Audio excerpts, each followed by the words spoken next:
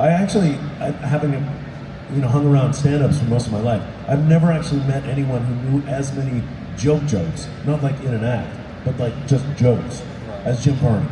I literally never met anybody that knew as many jokes. He had a really remarkable memory, and he actually played Puck in a Midsummer Night's Dream, and remembered all of the lines of Puck.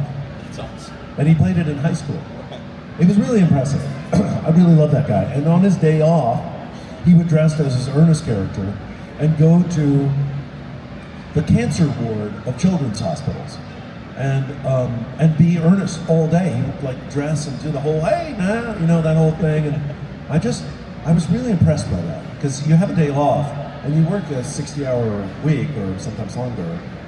You want to take it easy for the 2 days that you have, and you have to prepare for the next week or whatever. But he didn't do it. He went into the hospital. I was always impressed by that. That's awesome. Yeah, no, he sounds like real upstanding. No, he was really cool. And what was funny about Jim was that, sorry, I'm going off.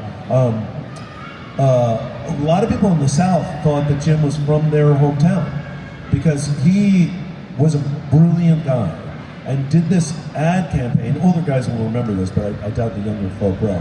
Where he did the Ernest character selling like cars. So he would do local dealerships, and that's why people think that he was from their town. But if you look at the ads, you can find them easily on YouTube to know what I'm talking about here. It was all one take. And he would just change out the dealership. And he would say, in like Tustin, or he'd say like, Austin, or he'd say, he just covered the South. And he would sell it to that particular dealership. And he would just and it was a really easy bit. So like the hood is up, and he's like, hey, how you doing, Vern? And he had a big going, how you doing, Vern? And it looks like you got a little loose wire. I think it's just this, there you go, like that. Well, and then you go, you got to head on down to whatever, right?